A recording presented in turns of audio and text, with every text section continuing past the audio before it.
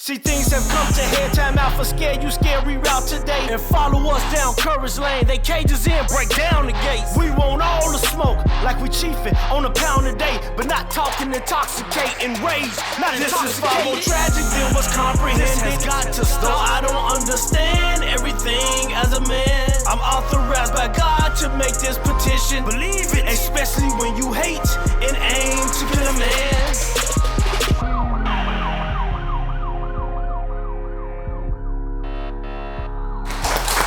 There we go. Guess who's back? You know the vibes right here at TOTB.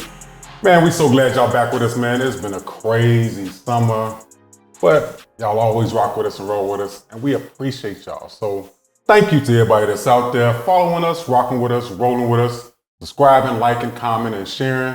Thinking Outside the Box is back for another fire episode, man. Y'all know how we do it, man. It's always hot in the kitchen. But where else you gonna go, man? There's a lot of podcasts out here, but y'all come to the realest one, and we appreciate you. So salute.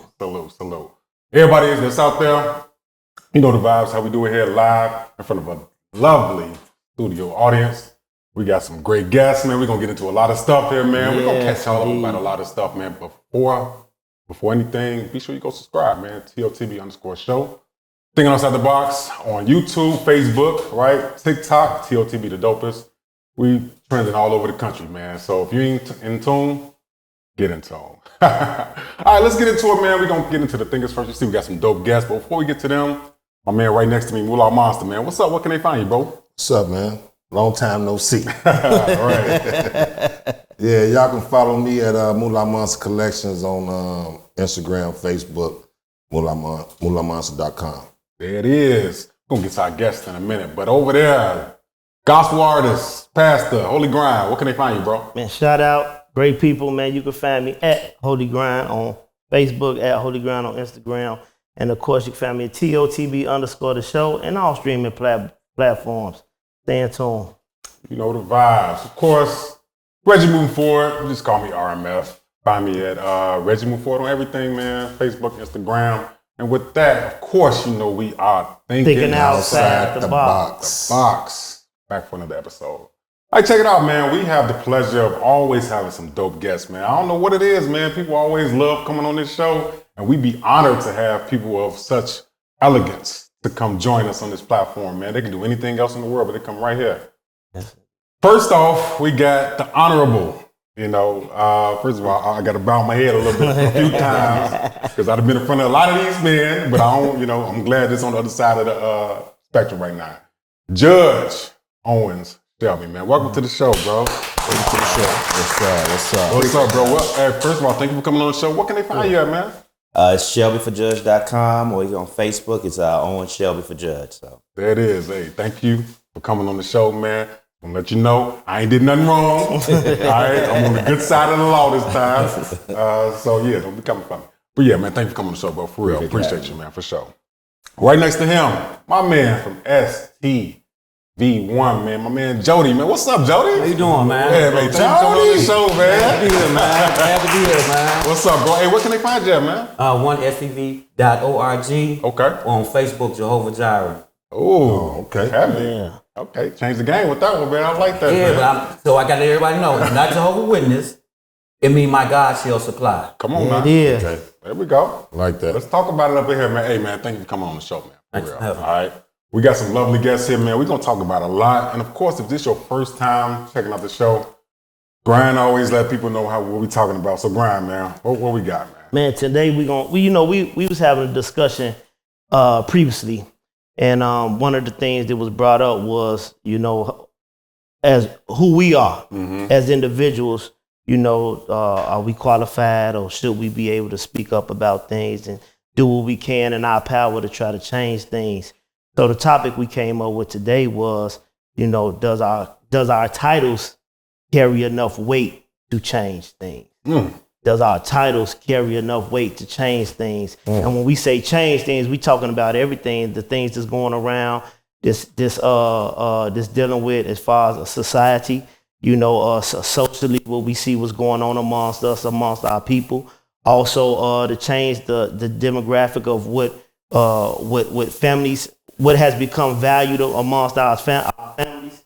You know, do the titles that we carry, do they carry enough weight to actually make a difference? I love that. You know. Whew, y'all can see what type of show it's about to be, all right? Yes, Once again, thank y'all for tuning in, Thinking Outside the Box podcast show where we rocking and rolling, man. We got a live audience here. Once again, audience, if y'all got a question, just raise your hand or whatever. We gonna get into it, all right? You see what we talking about? There's a big post in our community right now, what's going on with gun violence and things like that, you know, and titles. And it's very fitting that we have great men of elegance that have great titles in their careers. So let me start off with the judge, man. I want to ask you, bro. I know you started from a certain place in life, you know, to get where you at now, and I commend you because I know it wasn't easy. But do you feel like your title, what you hold now, can change what's going on in our climate right now? You know, I think it's possible. I mean, just to, you know, give you a quick example, I met an older guy. I couldn't remember him, but he knew me. He said, "Hey, I remember you. I grew up on the west side, Central Division. I just played ball at Davis Park when I was little." But the guy was like, "I remember you was that little kid out there used to hoop back in the day at Davis Park. And I'm so happy to see you that you're a judge now." Because he said, never in a million years would I thought a young black kid from this neighborhood would be a judge. So I think it's things like that, just letting people know that anything is possible. Because, I mean, I don't come from wealth.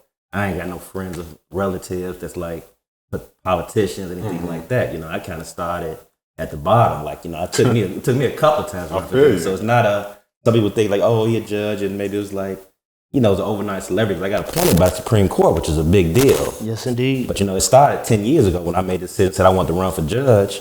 You know, people didn't really, you know, take me serious and things like that. I lost a couple of elections, but, you know, now 10 years later, you know, I was appointed by the Supreme Court, a kid from the West Side, and now we trying to, you know, win this seat and keep this seat, you know? Hey, that deserves a hand clap right there, man. Big time. So, with that being said, you know, to everybody that's tuning in, wherever you're listening at, you know, feel free to chime in with your comments. If you got questions for the judge, you know, let us know. Seeing both spectrums, before you was a judge and now that you're a judge, do you see the difference in the system? You know, is the system, because people that's not in that type of realm see that everything is like, oh, it's systematic. You know, they're against the black people. They're trying to put us in jail. They're trying to lock us up, you know, for minor things. Now, on this platform that you own now, do you feel the same way, or do you feel like it's different now because you're in your position? Well, for me, you know, I was a prosecutor for 15 years. So I started with the Cook County State's Attorney. So I prosecuted everything from a child support case to first-degree murder. So I've been in the courtroom for a while, so I've seen it all. I mean, you got some prosecutors that are tough, some prosecutors, you know, are not as tough. But, you know, the prosecutor has a lot of discretion, so that's what people don't get. So it all depends on who you're going in front of, and that's why diversity is always important, because, you know, diversity helps change the game. You know, not saying you got to cutting everybody breaks or being lenient and all that, but, you know, in my mind, I got family and friends that, you know, got felonies in their background. So I know firsthand how hard it is to, you know, come back from that. So that's why, as a prosecutor, I always make sure if it was something I could do, I would be the first one to talk to a victim and say, hey, you know, it's a young kid, you know, you mind, is it okay with you? Because you always got to check with the victims first. You know, is it okay if we reduce these charges and get this kid a chance before we just, you know, go ahead, whether it's a felony or whatever? So that was one thing I've always made sure I did, and I tried to, you know, now some cases I've been, don't get me wrong, some stuff is just bad where you know, you can't do nothing and it is what it is. But for those that, you know, we can work with the victim, and if they happy, we get them happy and everyone's happy, then I ain't had no problem always reducing charges or giving someone a chance just so, you know, so they ain't got to go down that path. Speaking of reducing charges, I was gonna talk about that too. No, speaking of reducing charges, right? This is what I want to know. Do judges be like, are y'all forced to like let someone go maybe on a penalty on a lighter case, like for like political reasons or something like that? You know what I'm saying?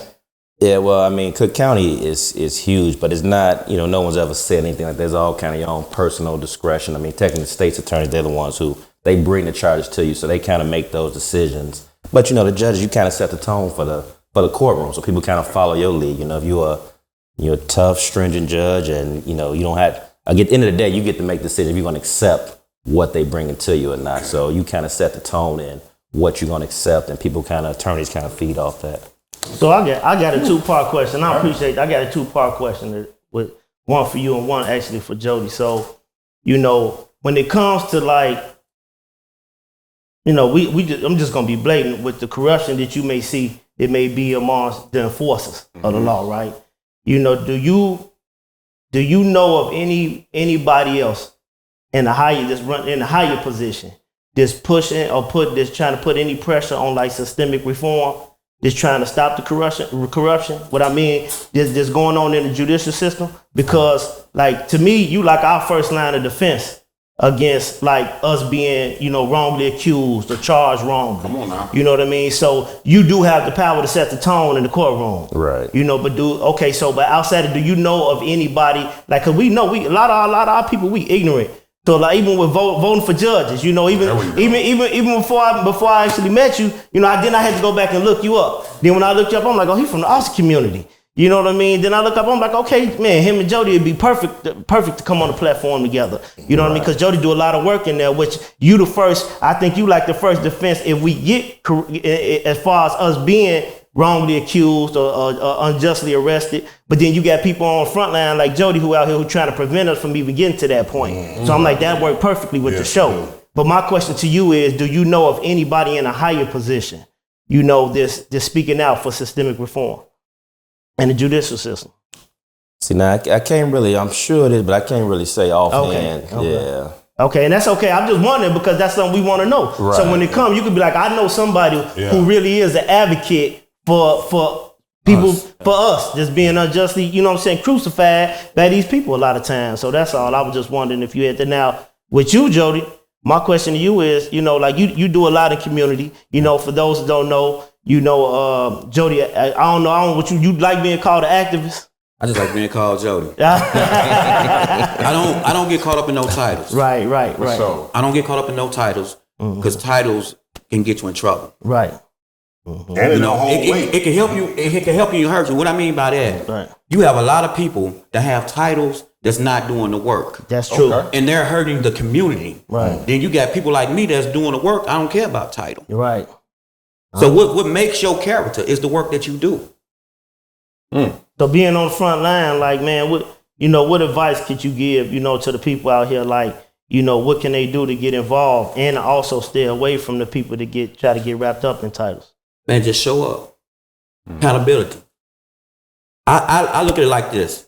If you see a kid out there doing something and you don't say nothing, you riding with the kid. So it had to be accountability, and that's what's wrong. When we was coming up, it took a village to raise us. Yeah. Everybody put their hand, hey, you can't do this, Mr. Jones. Hey, you can't do this, Mr. Smith. You can't do this. Now they turn their head until they hit their doorstep. Then they want all us to come to try to put the fire out. Right. So like I say, we need more men to stand up. Do you think, Jody, do you think we get a fair share, do you think we get a fair shake when it comes down to the legal system as far as poor people and people with money? Nope. We don't? We don't. Okay. What about you?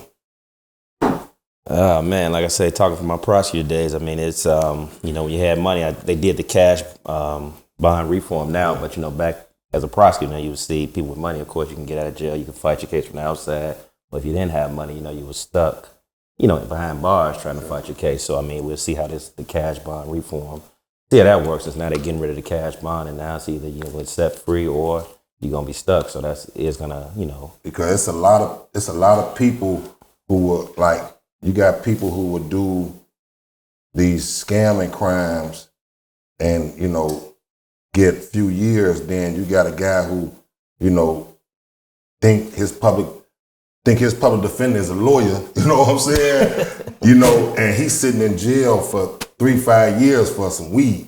You know what I'm saying? Yeah. You like, why is it, you know what I'm saying? Yeah. How is that, that's not, I don't think the justice system is moving in the right direction. That's how I feel. You know what I'm saying? I've been feeling like that for a long time, but I know it's good that we get in tune with who's running, you know what I'm saying, putting these people in office, so it's up to us as the people too. and that's why you're here, but we can let the people know about, what you're trying to do, uplift our people, and, y'all go vote for him. It's March 19th, right? March 19th. March 19th, you know what I'm saying? Democrats up circuit court, So with that being said, I want to tie both of y'all questions together. So what do you feel about the cashless bill? Like, if you okay with speaking on that? Good question.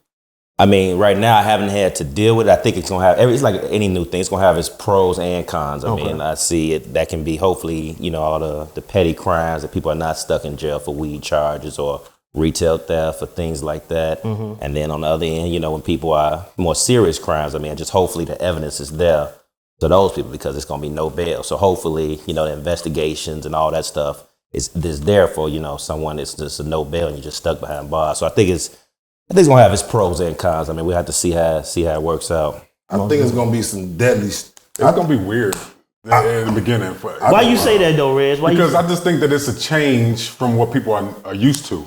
People are used to getting in trouble and then, $50,000, I already got that here. You know what I'm saying? But that's the problem.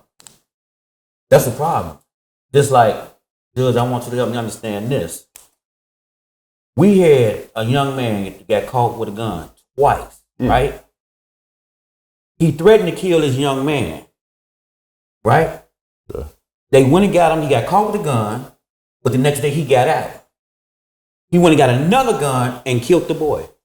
Because it was just a threat, so they just took it. But he got caught with two guns back to back. Right. So how can he get out?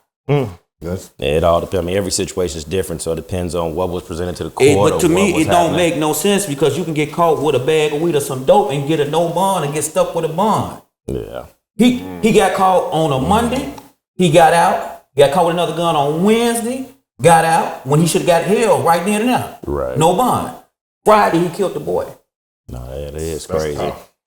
So I mean, as far as that, man, I do believe like it could have before they came forth with it, they could have reestablished on what things you can get cashless bail for. Okay. It seemed like it's like, okay, we're gonna do this to help, but in the same token, you ain't finna stop our money from getting your people locked up because now they're gonna go out, the ones that ain't just really out here doing no good, they're gonna go out here and do something else that's worse than when we let them go because they think they free. Well, they say once again, thinking outside the box, y'all know the vibes here, man. We're talking about a serious topic here on the platform. We have the honor of having great guests on the show.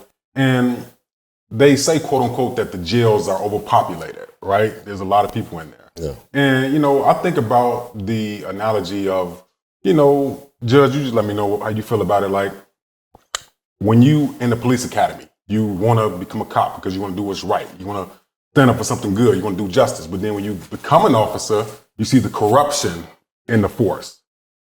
Did that happen with you before you became a judge? Like when you was, trying to get where you are now, did you see like, I want to do something right and change the landscape of how our people are living now? You're a judge. Do you see corruption in your field?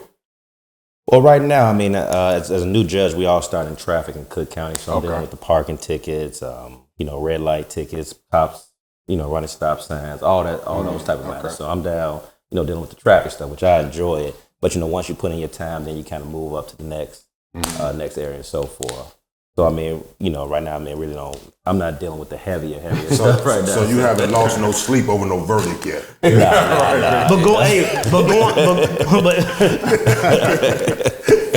But I'm gonna say this, like going into it, and I'm just waiting on these comments. Going into it though, I think about do you believe we need more of those? What's that judge's name? Which one? I know him. Just let me know where he's from. Frank Caprio. He a judge that's on. He be all over social media. Oh yeah, the old guy. Yeah. He showed a lot of compassion. Yeah. Because he got the ability to set the precedence when it comes to the like he could look at something. I understand they locked you up for this, but you could see they're struggling mom or they're struggling dad trying to make. Do you believe that that's a necessity? Like going forward, like we need more judges to get a little bit more compassion that's able to relate to the people. I like that. Yeah, no, I think it is. I mean, in every field, you can always benefit from diversity. I mean, it's with judges, it's with the state's attorney's office, with the public defender's office, and I think that's important growing up. That's why my story, I like to tell people, I like to talk to kids and let them know that you can do this. And I feel like they see it, they know they can achieve it, as well. But it's everything. It's from the judges to the prosecutors to the public defenders. We just got to be more active and push our kids into, this reality. And I'm not going to lie to you, it was scary.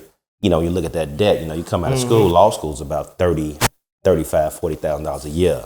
And I was blessed because, and I remember when I first saw it, I got a phone call and they said, hey, we give you $5,000 for law school. And I got the tuition thing. It was like $30,000. So I called the admissions back like, yo, I need another $25,000. But they was like, oh, no, that's all you can get. And, my mind, because I didn't know a lawyer, didn't know a judge. So in my mind, I was like, nah, I'm not going to law school. I'm not going to be paying $100,000.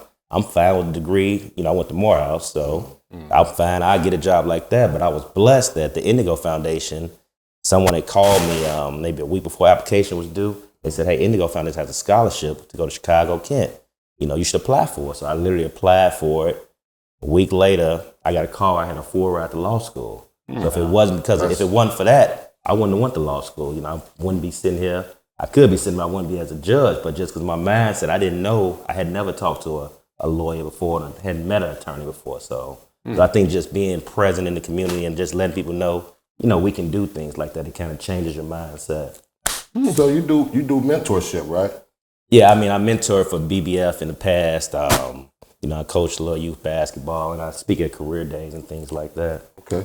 So it is. So when you think of from that perspective, Title C is somewhat of it's important that you see people in your position. Yeah. You know what I mean? Because then it make the people more able to relate and trust more in the system because there's maybe somebody in there that may be looking out for their best interest.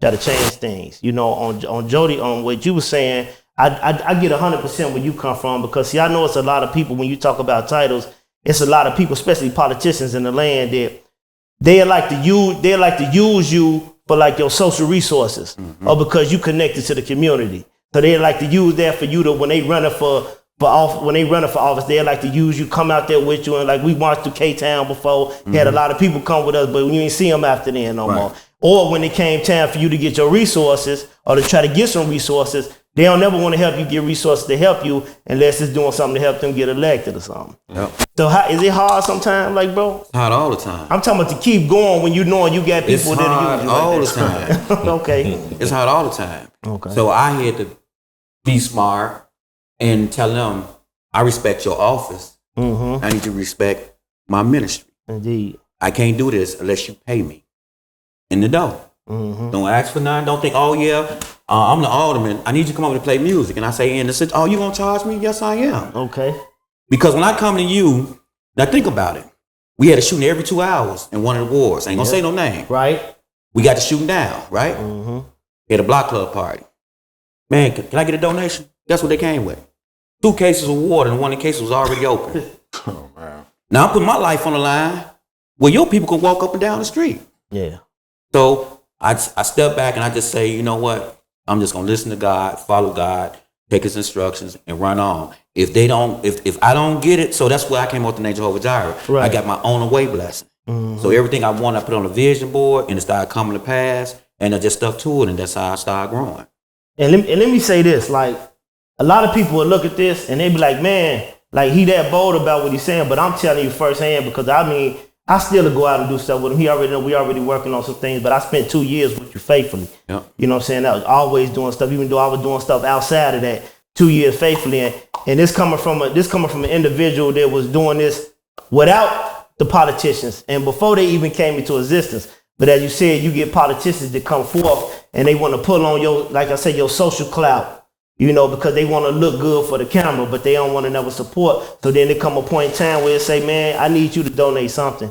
Especially when we go into Ice House and you go into Peoria Meat and you coming out your pocket with all this money to serve the community, but yet they just come there and they want to put up a phone and be like, look what we out here doing and you ain't even touching the people. They scared to touch the people. The people too dirty for them to touch. You know what I mean? It's crazy. You know what I be glad about though? Like I really be glad about that we doing things like positive, outreach, doing all that, and we're not doing it for the light. We're not doing it for the, for what everybody else think, But I got a question for you, right? How you feel about changing lives? Because that's what you're doing. It's amazing. You know what I'm saying? It's amazing. You saving lives. You know what I'm saying? But I have no choice. I was chose to do this. That's what's up. Because the Lord saved me from doing 60 years in the penitentiary. That's what's up. So, in the midst of it, I lost. You did time? No. Okay. No. Which is amazing in itself. Okay, so the police put a case on me. So I'm gonna be transparent. I used to be a 5-star university for 4 corner hustlers, right? Okay. Angelo, Monroe Banks, all of them was guys I hung with every day. Okay. Right? Police put a case on me, right? I had a dope spot right there on Lower on Washington. I was getting $30,000-$40,000 a day on a slow day, right? Police put a case on me. I bonded out, beat the case. I had 30 days before they indicted me. I got indicted on the 29th day, and my spot wasn't getting $1 a day. I lost everything I had. And God said, "Now I got your attention." Went in with a public defender and beat it. He said, "Now go back to Egypt and set my people free." But in the midst of that, I lost my little cousin on 2008. My oldest son got killed in 2010. My nephew got killed 2012, right? And God said, "Go to the streets." I quit my job and went to the streets. Started a movement called Stop the Violence. What's up? Everybody laughed at me because I never had office space. My office space was the streets. I had a little video radio, and we had that van. We used to pack everything in the van. And that's why I got the name Jehovah Jireh. So I started getting on the way blessings. People started seeing what I was doing. Because I'm not going to sit up there and tell you, this is what I do. Bro, come out and see what I'm doing. There it is. I'm a man of action. Come out and see what I'm doing. I'm there when the shell's still on the ground, when the brains are still on the ground. I'm there. Yeah. I'm there. When the body's still burning in the garbage can, and we still there. We still there. Yeah. So we had to stand up against that and start telling the officers, man, when stuff happen like this, we don't want this body laying down here like this. Get this body up. So I started holding them accountable. So in the Austin community, because I do the mobile food pantry. So when we started going to these doors, I said, I'm not going to the doors. I would like for the officers to do it. Why you want us to do it? Go meet who you serve. Yeah. And so that started building up where we started to call our team, Austin Response Team. Okay. And we started doing that and just started building relationship up. And that's why I don't care nothing about no titles. Because my title don't make me no greater than you. Yeah. It's the work we put in. What we put in is what we get out. And if a person is not doing nothing, he's not going to get nothing. Say that. I ain't looking for nobody to say, "Hey, Joe, you did a good job, you did this." At the end of the day, when I go home, I touch somebody's life. There it is. That's it.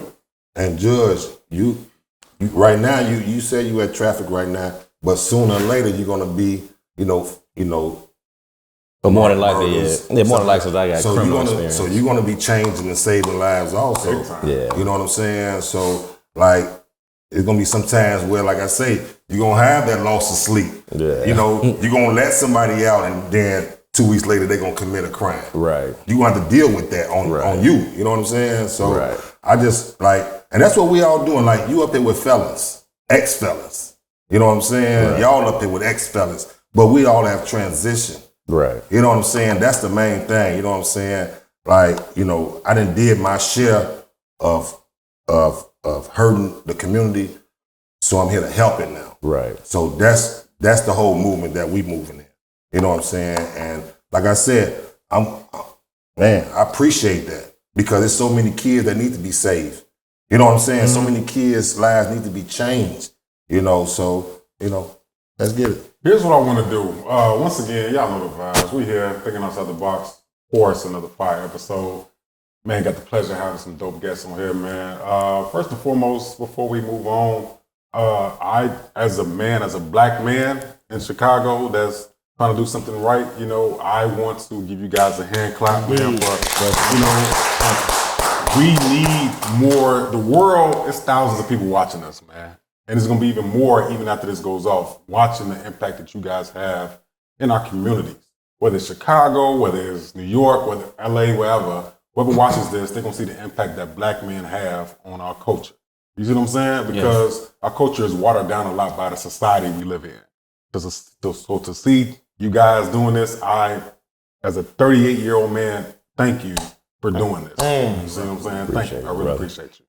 All right, so look, this is what we're going to do, man. Before we switch gears, I really want to get into this letter. I'll tell you about that.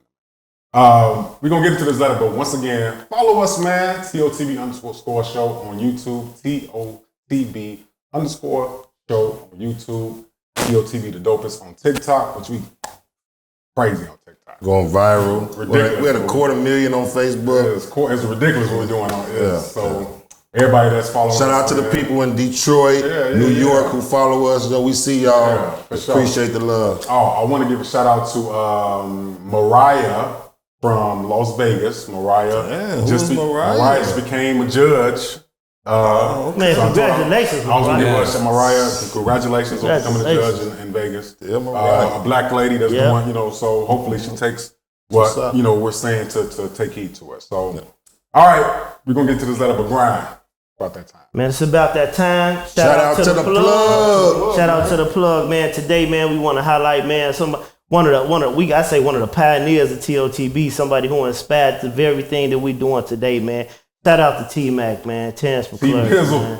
T-Mac, man. Listen, y'all get his book, man. Y'all get his book, Message to the Streets. You know what I'm saying? That's Message with the number 2. That's right. The Streets with a Z at the end of Streets. You can find it at Amazon. You can find it on Amazon. Where else he say out the house. You can find it, and also you can find them if you want to. Inbox them at TEAMACK24@gmail.com. for a book, man. I got my copy, man. Y'all get y'all a copy, get into them. Let's sell 1,000 copies before the month over with. Let's try that. Indeed. Let's try that. 7,000 before the month over. We pushing for that, all right? Also, we want to highlight, man, we want to highlight Mallard, which is a sweet Merlot and a dry Merlot. It's a wine by a black young man by the name of Corey Mallard. I'm talking about it's a great wine. Me and my wife, we had dinner. She loved it. She approved it. So we have our little wine. It's a great wine. It's called Mallard, Mallard. You can hit them up on Facebook or Instagram at COREYCOMALLARD. Get your bottle, man. Support our own. All right. Listen, if you want to donate to my brother, onestv.org. Yes, sir. If you want to donate or reach out to him, if you're looking for any help, you know what I'm saying, in the community, or you want to help him to push forth the agenda of helping our people, again, that's onestv.org. All right. Also, man, y'all give a shout out to our very own Reggie moving forward. Man, give a shout out to Reggie moving forward. Yes, sir. Man, the voice of the nightcap. This jockey. The voice of the nightcap on Support District Radio every Tuesday at 9 p.m. to 11 p.m. When we going, Grant? When we going up there? We ain't gonna give them no date. It's coming very soon. We can't just make our schedule up. Like, we got to check with him now. Okay. We got to check with him. Your people call we gotta have our people call his people. We can't just say that, all right? Bet. So, man, shout out to him. Always Moolah Monster Collections for the latest and greatest in urban wear. Y'all make sure y'all get into them. That's right. And, man, of course, man, again, I want to say thanks to Reggie moving forward, man. Listen, I've been getting a lot of feedback about my latest project, Fall Down. Man, you can find it on all streaming platforms, Holy Grind, Fall Down, and also Presence. It's a song by Holy Grind. Man, check it out on all streaming platforms, man. Get into them and stay in tune. Shout out to the plug. Shout out to the plug. Definitely. Oh, hold on. And before we do that, Judge, again, what's the date? March 19th. Speak to the people, please. March 19th, vote for him, Judge Owens Shelby. Man, you got him here. If you got any questions, y'all chime in. I'm waiting on y'all. Y'all ain't sending no questions for him. We got the man here. Don't say you ain't get a chance to ask the question. Judge here. Your son been got But make sure y'all go out and vote. Man, shout out to the plug. Shout out to the plug, man. Yeah, I love that, man. I love that. That's great that we do that, man. Shout out a lot of black entrepreneurs that's trying to make a difference out here. Yes, indeed. Okay, so look, let's go and get to it. All right. The trending part of our show is called What's in That Bag? All right. So let's put it out there. What's in that bag to our guests, to everybody that's tuning in, to the audience? You know, if you don't know what it's about, you guys, you send in these letters to us, right? About situations, whether it be finances, sex, family, work, whatever, right? And you come to us for advice about what to do. And I must say, it is overwhelming, the amount of letters. Super viral. We still going viral on Instagram about this, man. Yeah, so I guarantee you, if we haven't read your letter, we're going to read it. Okay? So stop sending me threats. He only can read so many. But no, this is what we do. So we read the letter from wherever you at, whatever state, right? And then we take turns to talk about it. If ain't nothing in the bag, you don't feel like you want to talk about it, you ain't got to say nothing. You know what I'm saying? Just pass the mic or whatever. But if it's something in that bag, you got to give your best advice to this person, because we are changing lives and we're trying to make a difference to people that goes through everyday situations like we go through everyday situations, right? All right, so we're going to get into it. You guys ready? I'm ready. All right, ready, Judge? I'm ready. All right, Judge, don't be sending nobody to jail over after this, all right? All right, let's get to it. All right, here we go. I don't got my glasses on, but I'm trying my best. Hi, guys. I hope you get a chance to read and respond to this letter, because I try to stay in tune with y'all's show when I can. It's good to see positive men on a platform that have sense, so that's why I like your opinion. I would like your opinion on my family situation. Okay, we're going to do our best. I live in a tough part of the city, and I have a 14-year-old, soon-to-be 15-year-old son whom I try to protect in every facet. His father and I haven't been together for many years now because he lives that street life, and I don't want my son around that. I try not to ever keep him away from seeing his son, but he lives such a dangerous lifestyle with selling drugs and being on the corners. Last week, I let my son spend the night with his father, and when he came back the next day, he smelled like weed, had his pants sagging, and he was playing a lot of gangster music in his room, which was not like him. Guys, I'm a single mom already worrying about a lot in life, and I don't want to lose my son to the streets because I see him modeling what his father does. When I mention it to his father, he tells me when I'm with my son is safe and he's happy, so I'm not changing anything. I'm seriously debating if I should take a stand and not let him see his son for a while until I feel more comfortable about his current and future well-being, but I don't know. If he keeps continuing with his behavior with our son, he can't see his son for the remaining future. Y'all think I'm too hard or nah? Okay, so look, here's the situation. Everybody that's tuning in, we have a situation with this young lady. She lives in a tough part of the city, like a lot of people do, right? Raising a young boy on her own. You know, statistics show that over 67% of women are raising young children by themselves anyway, right? She's trying to protect her son. She's trying to do the best in every facet to look after her son and protect them. The father's in his life, but he's in the streets. You know, he's doing things that, for whatever reason, that's whatever. But she's feel a certain sense of she shouldn't have him around him because of his lifestyle. He's coming home smelling like weed, pants down, gangster music, things that's totally out of her son's character. Now she's asking us, should she keep her son away from the father because of his behavior, or should she let him still see his son and continue to be with him and hope that things work out well with him? All right, so this is what we're going to do. I have a lot to say about this. Audience, if you have something to say about this, of course, raise your hand. We're going to get to the thinkers, but we got to get to the guests. So, Judge, what you think about the situation? I mean, that's a hard situation. You know, my mama always knows best, you know, so you hate to take any kid from their father because kids do need their father. So you never want to say you can't see your father, but I don't know if it's a way she can, you know, be creative in a sense in how they hang out and, you know, maybe him not spending the night or, you know, I know it's a lot of work on her, but trying to arrange something so you know, keep everybody happy, still let them see him, but maybe y'all meeting up, doing more activity somewhere or something where he ain't, you know, got to go over there and, you know, spend the night and do all that. I mean, she's going to have to keep having these hard conversations with the man. And hopefully, you know, he'll realize at some point that he got to, you know, be mature enough to realize this ain't good for my boy or whatever. It's sad that a lot of the young brothers don't realize that, but hopefully at some point it'll click.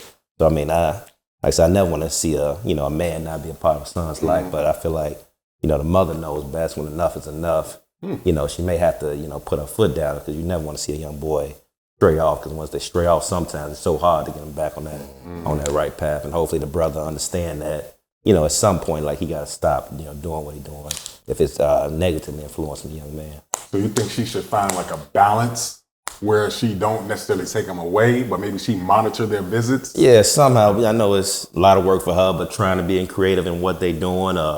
Some activities where they together, maybe where you ain't spending the night, or they, going somewhere, Great America, something else. You know what I mean? Trying to, and I know that's a lot of work on the mom, but I mean that's, something trying to keep everybody happy at least, and until I hit that point when enough, if she can't take it, then unfortunately, mothers usually know best in these types of situations. That's tough.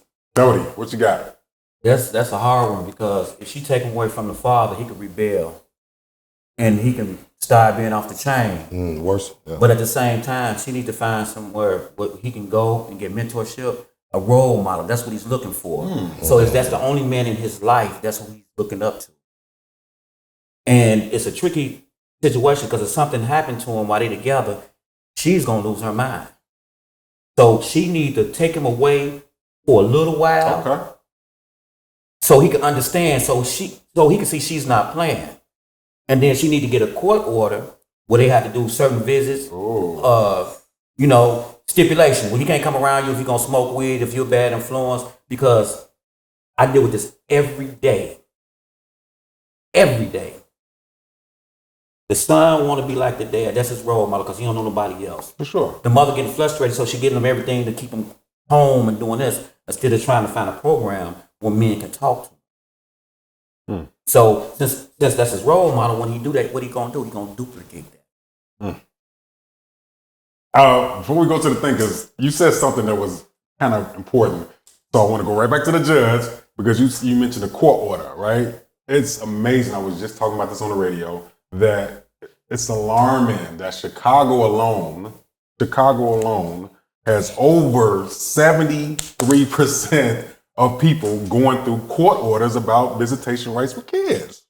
That's a lot of people that's going through the court system. So, Judge, in your position, let's say you got into that realm where you had a case come to you like that. What would you feel about that? Would you sign off on something like that, or how would you feel about a court order where a father's trying to see his son, or a mother's trying to keep the son away from the father? You see what I'm saying? Right. No, I mean, I would. You hear both sides, and I think it's good. The mentorship is actually good, but I'll be fair. I would hear both sides. I mean, I would. You wouldn't set nothing permanently in place. But I wouldn't set nothing permanently in place. Like, do this for the next year. Let's start small. Let's start with maybe y'all meeting up here, y'all hanging out here this time, and then gradually seeing it grow. Have both parties keep coming back and seeing if it's getting better or not or whatever. So I wouldn't do nothing permanently, but I would keep them coming back and just seeing how it's working out for each side, and kind of just give my opinion. Tell them how I feel about it, and not trying to come down on the brother. I mean, he's doing what he's doing. It's unfortunate or whatever, but just letting them know, like, we want this kid to be safe, and you're gonna have to stop doing that, whatever. So a temporary order. Yeah, just temporary. Something to come back every 30 days or 45 days. Let's see how it's going, and then if things are getting better, then maybe gradually increasing and things like that. But just keeping them coming until we know what's going on. But here's the tricky thing, though, right? He don't know how to be a father. Yeah. Maybe because his father was never a father to him. So that's what the problem is. You know what I mean? So how can a kid be a father when he never was fathered? Yeah. So I think a situation like that, he should get some parenting classes. Yeah, the father should get some parenting classes. Okay, that's heavy. Before we get to the thing, let's get to what's your name, bro? They call me Big Smooth. What's up, homie? What you got? Right. For sure.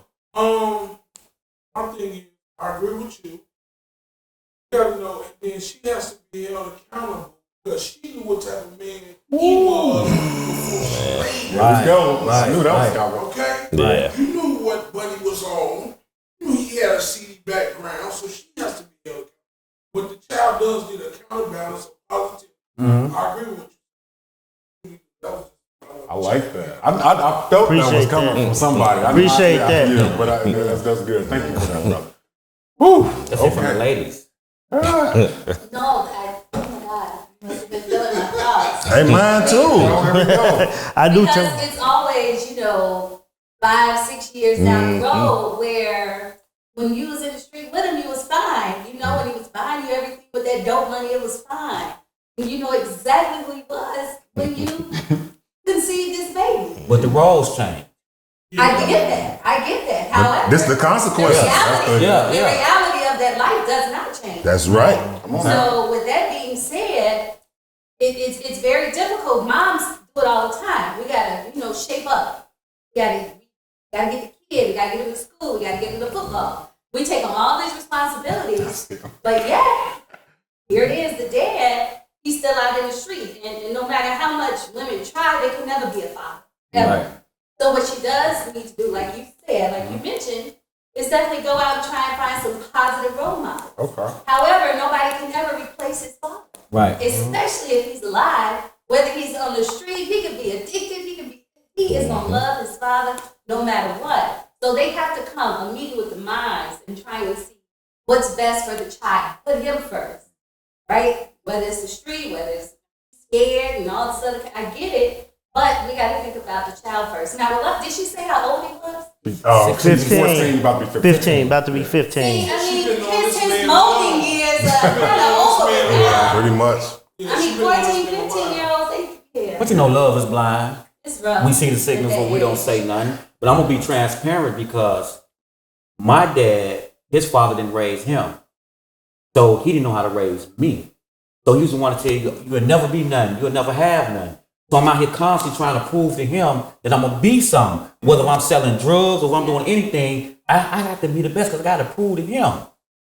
Now, I turned 55 last year. And that was the first time I did. He ever told me he loved me. I was 54. The first time in his life he ever told me he loved me before he passed.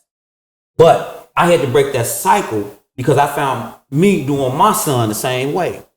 And I sat there and I thought about it. I said, nah, you have to break the cycle because it goes from generation to generation. No, we pick it up. Okay, that's all I knew. So being around other men and seeing different things helped me become a better father. You know what? I halfway agree with that. And the reason why I say that, we always give men an out when we say, oh, he didn't have his father, so he don't know. I don't believe that crap. You know what I'm saying? Because there's plenty dads who wasn't nothing, and they had sons who are everything to their kids. Right. You know what I'm saying? So we can't give excuses out no more. Like right now, 2023, it's no excuses. You know what I'm saying? You're accountable for everything you say and do out your mouth. That's it. And if you misleading kids, if you misleading the youth, you in violation. Oh. Like, that's real shit. Yeah. You know what I'm saying? Like, we got to stop, you know what I'm saying, giving everybody a cop-out. No, you're a grown-ass man. You know what I'm saying? You had kids. You know you're supposed to defend them, you know what I'm saying, with your life. You know you're supposed to protect them, provide for them with your life. You didn't. But how they going to do that if they don't know that? I don't care. I didn't know. But I do. But let me ask you a question. At what point did you realize that? It came natural. To you? Soon the baby came out, it came natural. To you? No, to my brothers, we like that's how we was like breaded, man. Mm-hmm. You know what I'm saying? I know a lot of people who didn't have a father but are the best fathers. I do. You know what I'm saying? So it ain't about that it took him 54 years to tell you he loved you. So he need to kick himself in the ass plenty times for that. You know what I'm saying? That's real. You know, because you don't let your son get that old without being, you know what I'm saying, having passion, having some remorse about how you dealt with him. You know what I'm saying? But Turbo, what he's saying is, what you saying is not saying justifying what you're saying. He needs to do it to himself, though. It ain't for him to do it. No, I said it's not for him to do it. It's for me to just be glad that it finally got to that point. Yeah, you know what I mean. Let him do the self-evaluation. Yeah, you know what I mean. Yeah, Brian, before I go to what you got, big bro? I'm going to say this. I can attest to what you said because my father had 50 parents married. That's a different generation. Mm-hmm. Those men don't say I love you. They don't say that. They show it through action though. Mm-hmm. See what I'm saying? They don't say I love you. In order for a boy to grow to be a man, to raise a family, you got to be molded. Yes. You just ain't born to be a leader, a father, a man. I like that. And what we have today is we have a lot of young black men that have been raised by women. Yeah. They pop off. Have an argument. We just witnessed how that brother got all emotional in the restaurant and told the woman, "You better not say a word. You better not say a word." Come on, bro. Yeah. You've been raised by a woman. You all been out of shape, brother. Yeah. A man don't act like that. Facts. You know what I'm saying? And we have to be very careful when we dealing with these young brothers. Some of them just emotional because a percentage of us are not own. Yes. Yeah. That makes And that's why we can't give the dads a cop out. I'm not saying give the dads a cop out. I'm just simply saying all men wasn't built the same. You got men who make babies and run. Yeah. You got a man that make a baby and stick and stay. Yeah. You got a man that sire a whole bunch of kids. He doing daddy things all over. I got a homie I just left. He had 8 baby mamas, 10 kids, and ain't never been in jail and done raised all the babies, all the kids grown, and all the big family. Do it. He stuck and stay. Then I got homies be like, "Hey kid, that ain't my baby. Come on, baby." You know what I'm saying? So it started at home. And every man, if he got a son or a daughter, need to be there. No matter whether the situation bad or good. You gotta make it work because look what we dealing with right now. Yeah. Love it. That conversation you said a year or two ago when that little sister got killed at McDonald's on the west side, and the brother pulled up in the drive. You know what I'm saying? That's the same situation. What if that girl was like, "You know what, I don't want my baby around you. Y'all in the streets, your name ring. The baby still been alive. The baby still been alive. This all was in the air before he even pulled up with that baby. Yeah. You see what I'm saying? That girl was supposed to be like, "No, let me get my daughter. No, she don't need no McDonald's today.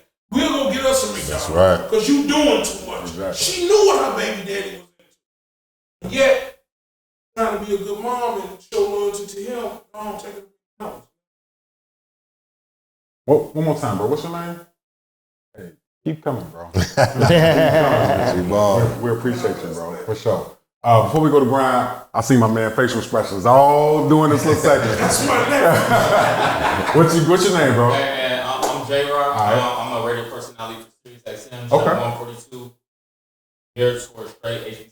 Like, That's what's Man, up. appreciate you, man, for so I coming. want to come and want to say thank you for having me, and you guys are phenomenal. The mic. But what I want to say is the guidance is not there no more in the community. Okay. It's not there 100%. And I'm 32 years old, so I'm a youngin'. I graduated high school in 2009. The things that I've seen now, I came back. I live in Dallas, Texas, but I'm from the crib, though. Nice. I came back to give to my high school and become a coach, of the male volleyball and female coach. And I'm seeing the things that my students are going through. Proviso East High School. Shout out to Proviso East High School. Proviso East, yeah. My family we grew up out west on Central in Ohio, and then we moved to Keeler and 23rd, then we came to Maywood. But shout out to Chicago, but the guidance is not there because it's like my students are coming to me, asking me questions as if I have to take on a father role, and I'm not a father. And that's very hard. I was literally helping kids doing homework. They're asking me, "Can I be your intern?" Like, I'm like, oh, this is real. When you start tapping into the community, it's very real. As far as going back to the female that we were talking about, I want the child to see their father. I do. But sometimes you have to change your environment, just like I had to change my environment and move to New York, move to LA, move to Dallas, Texas. Okay. I had Omaha, Nebraska. I had to do that to change my environment and add diversity to myself. And then bring that back every time I visit and talk to a youngin' because I had a kid bring a gun into the school. Wow. Only way he didn't get caught is because I was like, you never carry homework or books in your book bag like that. What's in your bag? I said, give me your bag. I saw a gun. I took the gun and I took it with me. And then I gave it to my dad, which rest in peace, my dad, he passed away 4 years ago. He's a commissioner of Illinois. and the commissioner of Bellwood at that time. But all those people, the commissioner hires the firefighters and the police officers, by the way, Judge, I know you know. And so I took it to them and gave it to them. When they ran it back and they called me, that gun already had 4 murders on it. So, and this is my athlete. And I told him, I said, I ain't gonna tell your parents. I said, I just saved your life.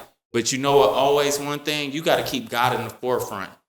Because when you at your lowest, he still ain't even took you off his hands. He ain't even took you off his hands. You still woke up, went to sleep at night. Some people don't make it home. Some people don't even wake up at night. And we all can contest for that. Yeah, that's right. You know? And you got to keep God in life. That's why I always go by Philippians 4:13. I can do all things through Christ that strengthens me, because there are opportunities out here. We have to, as a community, go forward. So for the young lady that has the 15 going on 16-year-old, you're going to have to take him out your environment if you can, or put him around strong individuals like this man in the red, like the judge, all white, and you, and the guy on the end right here in the suit. You have to, because it's only going to get worse. A kid come in the house, man, like drugs and all that, they're going to get it's Chicago. You're the second biggest city in the nation. So you're going to see everything regardless. Private school, middle school, public school, you're going to see it. You have to change the mindset, and then somebody has to step into that father's life and give him some gems. Because clearly your friends ain't really your friends, so they letting you doing all this. Because all that street stuff, you only gonna go 2 places. No, he need that book. What's the name of the book, T? That's the book he need. That was the dad exactly. Need. But yeah, that's all I really wanted to say on it. Because I get really passionate when it comes to the youth and just teenagers and just young adults. Because now, when we were growing up, it wasn't no social media like that. We had the hotline. You know what I'm saying? So now they're seeing everything like, oh, just money, flash, clothes, all that, and oh, this, da da da. And one thing that this young lady said, I was in Atlanta, and I'm gonna keep this short. I was in Atlanta, and this lady told me, she said, the women are the new men right now, and I hate it. I heard that. And I know. And I didn't understand what she said until I asked her, and I was like, oh, y'all are really, a woman is really raising men. A woman she can raise the boy or whatever. She can't teach him to be a man. No, just like a man, we can't teach her to be a woman. No, indeed. At all. And that's all I want to say. And thank you guys for having me, man. Shout out to y'all. I'm going to give y'all a shout out on the radio show. Appreciate it. Sure. And we're going to get you back too, man. We're going to get you back on here again. Appreciate that. Thanks for coming, man, for sure. Yeah. Definitely some gems. Grind, go ahead and I'm going to finish off. What you got, man? So, y'all see me over here jotting down stuff. I got to take notes on these things, man, because it's, first and foremost, I'm going to tell you like this, and you may not like it, but don't take him away from his father. Mm-hmm. Now, the Bible speaks that all God, he say, all that I have created for my glory. So our purpose here is to glorify God in this earth realm. However, we all got our different paths and things that we go down in order to reach that point of glorifying him in the way that we should. What you need to be doing right now, I won't take him away from his father. They talked about accountability. What are you doing aside from his father to put him around positive influences in his life? Because he has time with his father and he has time with you. You can utilize his time with his father as ammunition. If you want to go with your dad this weekend, I expect you to be over here this Wednesday. You know what I'm saying? Are you getting him in the church home where you got people that's thinking about him, or around role models and people that's doing active things with helping young men be productive, young men become productive men? Get him in something that can help him in that area and utilize that as leverage. You know what I'm saying? As far as him going with his father. But I wouldn't say take him away from his father. Now, some people will say, well, what if he end up killed? Going back to the little girl that was at McDonald's, that got killed, it was very tragic. One thing I know that, that baby, she's gone on to a greater place that some of us will be blessed if we see. because don't none of us know if we're going to get there, but she a kid. We know for a fact that little girl went on to be with our Father in heaven. We the ones that got to sit back and suffer from not having them here with us. And in the same token, the accountability on that part is by you knowing that, are you praying? Are you praying for your son? Are you praying for your son's father? You'll be surprised at what prayer would do. Fall to your knees, cry out to God about the situation. Because with God, he will cover that young man. But what he will allow him to do is go through what he needs to do to get to the point of glorifying him. Maybe that young man will be with his father and experience something that'll change his life forever. You know what I mean? Just from being around him. Maybe he'll be with him and I'm telling you, I always tell people, be careful what you pray for. We serve a God that might remove him from the equation. You know what I mean? Now, I'm very disappointed in his father, and we talk about that. Me and Turbo talk about that all the time on how we come from a different generation where we try to shield our kids, and we try to shield our siblings and our kids from being around the mess that we was around. But now you got this generation of people who want to bring their kids or bring their younger siblings into the same mess that we know didn't do nothing but cause us hurt, harm, and danger. And that's it. But it comes a point where you gotta trust God.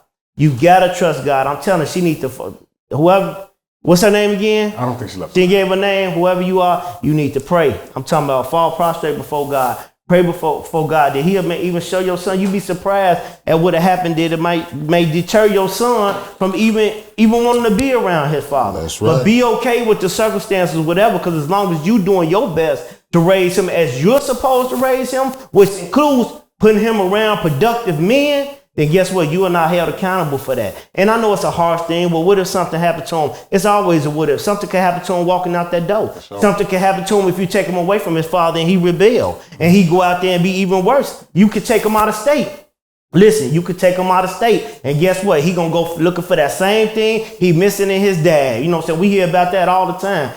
Men searching for the love that they not getting at home, whether it's from their father or from their mother. We'll go looking for it in other women, and we'll go looking for it in other men. So you never know what he'll get into if you take it from him. You just have to do your part at putting him around productive people and fall down in prayer and pray that God will cover him and protect him, that you have no guilt on your conscience for not doing your part. And guess what? I'm gonna tell you, like anybody else, a real man, to tell you, man, shame on his daddy, man.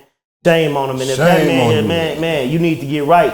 You need to get right and do better by your son. Right. Do better by your son. Hey, but I wouldn't take him from around him. I always say, pain made me pray, prayer made me powerful. Perfect example. You know what I'm saying? That's a perfect. It's a lot of things that I went through in life because of what my father lacked that helped make me the man I am today. And I'm gonna be in prayer with you that your son, no matter what he go through, no matter what his father doing, that everything that he going through will come forth to help him glorify God when it's all said and done. Man, that's heavy. Whew. Okay, so look, I'm gonna finish off with mine real quick, and then we're gonna sign off. So check this out. Hold on. I didn't go. I didn't go. Oh, but I really want to say what they two said. You know what I'm saying? Yeah. Because I'm like she got to be accountable for what she. You know, come on now. You was dating him. Y'all was going to tops and bottoms. You know what I'm saying? Doing what y'all do. You know what I'm saying? You didn't have no problem with that. But now you woke up. You woke, and now you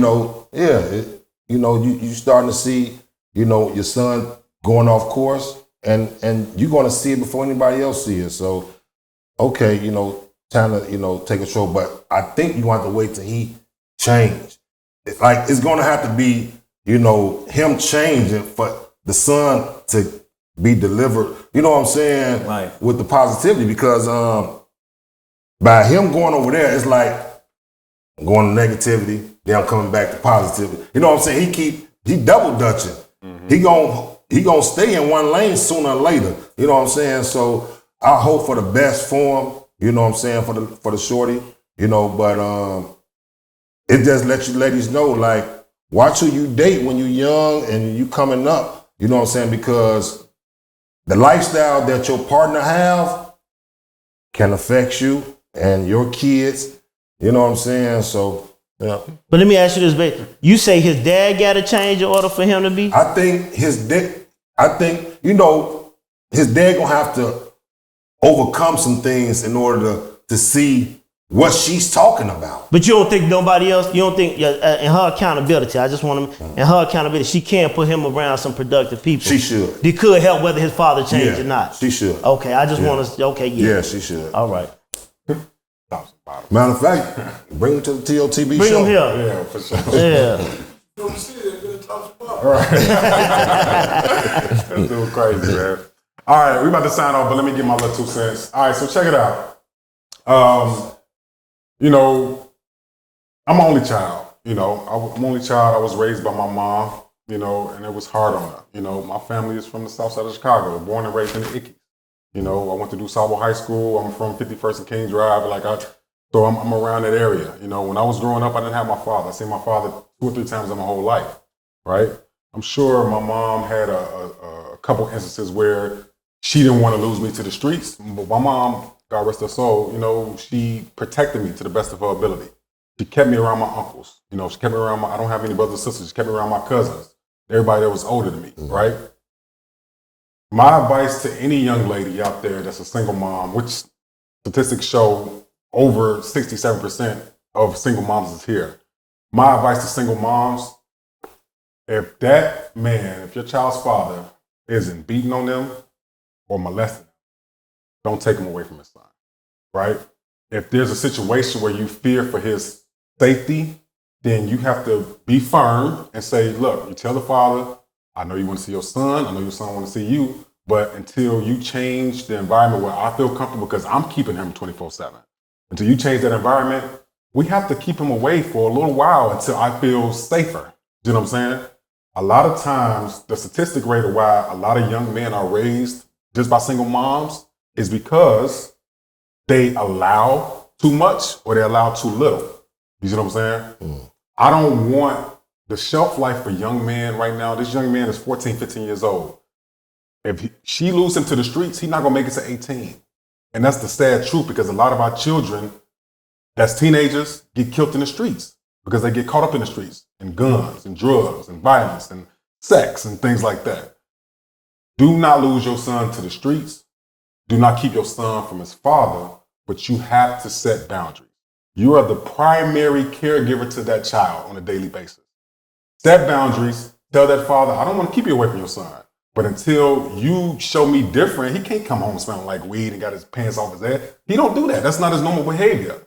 So until we change this, I need to let you know and my son know that while he's under this roof that I pay and I take care of him, we have to set these boundaries. So don't keep him away from his son, but also be aware of what's going on in our society right now. You know, the average life for kids is not even 18 years old, man. They're getting killed in the streets or they're going to jail at about 18. So if you want to change that statistic, set some boundaries, but more importantly, you know, don't be afraid that you're going to lose your son just because of his father. Look, I didn't grow up with my father, you know, and I wish that I would have had half a father that was in my life doing drugs and selling drugs than not at all, because that probably would have changed me a lot of different ways. But kind of what he said, that even though I wasn't raised with my father, I have all boys. I love my boys to death. My boys can get anything in the world they want. So it makes sense that he says that, you know, even though you wasn't raised with a father, you're still supposed to have things and traits in you that make you want to be better than your father. You see what I'm saying? So I hope people take everything that these people say here, people from the audience. Once again, let's give our audience a hand clap. We really hope that we helped you with this situation. I know that was a tough letter for you to write, but we hope that you took something from that letter. We're about to sign off, but first and foremost, man, our guest, one more time, man, Judge, thank you for coming on, man. Where can they find you, Judge? It's ShelbyForJudge.com and also on Facebook, Owens Shelby for Judge. But I didn't tell you guys, I'm running the 7th sub-circuit, which includes the west side of Chicago and the western suburbs up to Wolf Road. So that's Maywood, Bellwood, small touch of Broadview, Westchester, and Melrose Park. So that's the area I've been appointed to a seat. Again, the 7th sub-circuit. The sub-circuits were created so that there could be more diversity. So on the bench, sub-circuits were created about 30 years ago. So I got appointed to the newest seat that was just given to the 7th sub-circuit. So it's my seat. I'm the first person in it, and I want to remain in it. So make sure y'all vote for me. Yeah, go vote for that man. Judge Owens Shelby, y'all go vote. For sure. Thank you for coming in once again, man. For Appreciate sure. y'all. Really appreciate you. Jody. Yes, sir. Man, thank you for coming, man. Where can they find you? Man, onestv.org. Yeah. Go on there, click on that link, man. Help me, help them, help us. There it is, man. Thanks. Hey, we need more like you, man. Thank you Yes, sir. for sure for coming on. All right. Grind, where you at? Man, at Holy Grind on Instagram, Holy Grind on Facebook, and all streaming platforms. And of course, TOTB_show right here on NDTV, man. Bless you. Know the vibes. Moolah. Moolah Monster Collections on Instagram, moolahmonster.com.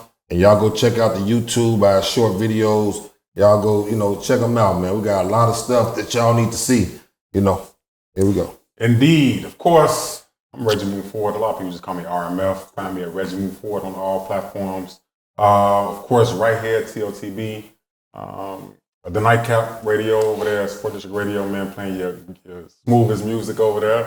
So check me out on Tuesday nights. But more than anything, thank you to everybody that's What time tuned in. on Tuesday nights? Tuesday nights, 9 to 11. Starting next week, it's going to be Monday through Thursday. So you're going to get tired of my voice, but, hey, you want to, cap off your night the right way and listen to some good music, check me out, all right? So look, once again, thank you to our guests. Thank you to our audience, man. Thank you to our Bill. Thank you to everybody that rock with us, man. We season after season, year after year, keep going strong, man. So look, next weekend, all right, we got Back at it. Right back at you. We got another dope guest, man. So to our audience members, come check us out again. Even to our guests, if y'all free, come check us out, man. Next Saturday, we got another fire guest, man. So look, we will see y'all next Saturday. And with that, we are Thinking outside the box. See y'all next time.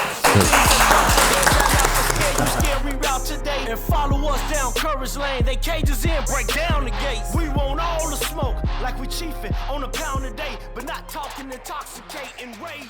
Not this is tragic.